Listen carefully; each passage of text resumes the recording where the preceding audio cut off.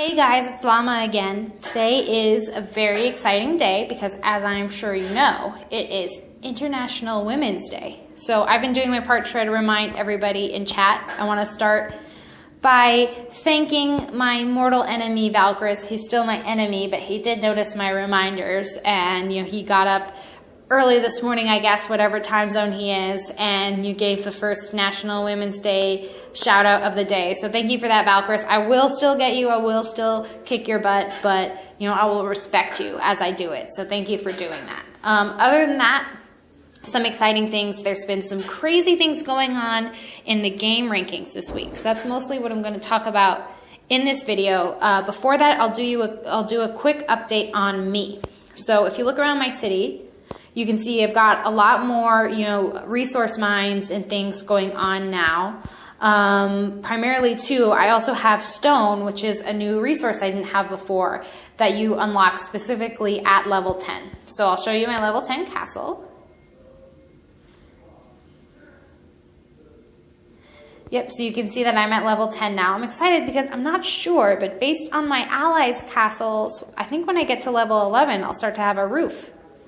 Maybe have some cute little pointies of my own, but we'll wait and see. But I've been really waiting for this level 10 upgrade, been really excited about it because this is specifically when you unlock those tier 4 troops that kind of rule the game right now. So I think you remember me saying earlier that everybody in this game really uses cavalry right now for attacks, specifically orc cavalry, which are tier 2 and tier 4. The reason for that is because they are the fastest march. So if you send all cavalry, you can get to a target that would take you 10 minutes with a mixed army in half that time. Faster if you have good march speed bonuses. And they also have this siege power, which gives them bonus attack when they hit, which makes their attack pretty much equal to what the next tier cavalry would be. But yet they have faster speed and a higher load, which means that they can also carry the most resource plunder back with them. So I just started recruiting my first round of these last night. So you can see I only have 1,400 right now. To fill a full march, I need, I think 30,000. And of course that max march size is only going to get bigger as I level up. I think I've seen a lot of my allies already at levels 14 and 15 already have march sizes of 40,000, 50,000. And so it's going to take me quite a few hours to recruit that many tier 4. But I'm excited about it. I still haven't actually really attacked a real person just because I haven't had the army to do it.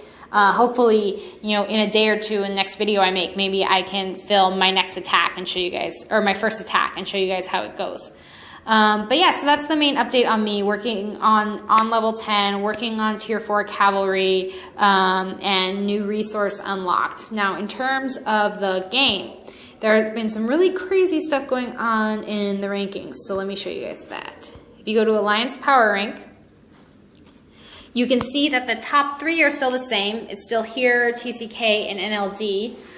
But the order has changed around. TCK used to be number 3, and they were in fact at number 3 pretty far behind NLD in here. I think they were each about 2 or 3 million power apart from each other. But then something crazy happened just yesterday. Basically, TCK opened up 10 more spaces. So you can see they had like 70 spaces possible and only like 63 full before.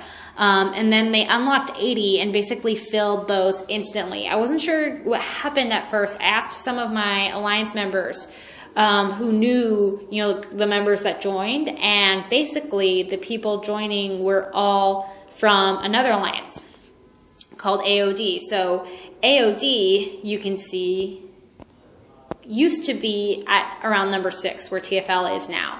But then after this merge, they lost all their most powerful players to TCK, and they dropped like 3 spaces immediately. And then TCK jumped. So TCK is not just higher in the ranking. It literally, I think they had, 40 million power before, and they went up by like millions of power points overnight. And so they were number one, and the world chat was like filled with people saying, nice, TCK number one, congrats. And now it's the opposite. Now today, HYR unlocked 80 spots, and then they somehow have just filled them instantly. I don't know if they did the same thing with TCK, poached from someone. I didn't pay close enough attention to the rankings. I need to do that from now on. But yeah, they just filled it up with 80 right away. Actually, this morning, they only had 74 members, and they were already back at number one. They were just kind of barely above TCK, and now, you know, they're over 3 million stronger again. So I think that kind of showed me an insight about how you really can grow as a small alliance in this game. Really, if you are just start as an underdog and you're going to try to fight your way past the big guys, your best chance is really just to survive them. There was a big alliance that was at the top the first time I tried this game, called TGT, that seemed kind of unbeatable at the time. I think they were number 2 or number 3. When I came back, now this time that I'm playing, they're totally gone. And, you know, from what I understand, what happened is like they just kind of got attacked and completely fell apart one day. And then like the next day, all their strong members had jumped to other alliances. And then they were at rank, you know, 6 or 7, and they kind of slowly fell apart. And, you know, people who quit just quit the game, and then other people went and started other alliances.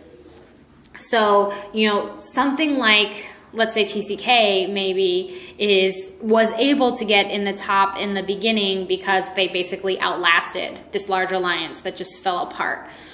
So, you know, for small guys like us, this is basically our strategy for now, is just to survive.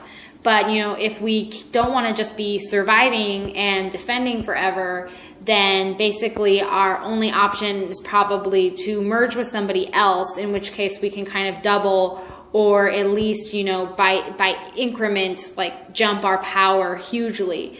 So I'm not sure, actually. You know, I'm just a member. I'm not sure if that's something that our leader will have planned for the future. But it did show me it's not impossible to grow or overcome the big alliances in this game. But it's about diplomacy. You have to be talking to people. You can't just do it through gameplay alone. So I'm curious to see what will happen next. And if you look in the world chat today, now you see TCK congratulating HYR on being number 1. And we'll see what happens. Yeah, so I'm curious to see what will happen with that. I'll keep an eye on it. And I hope that you guys will too. And we'll see where CBD ends up in the middle of that.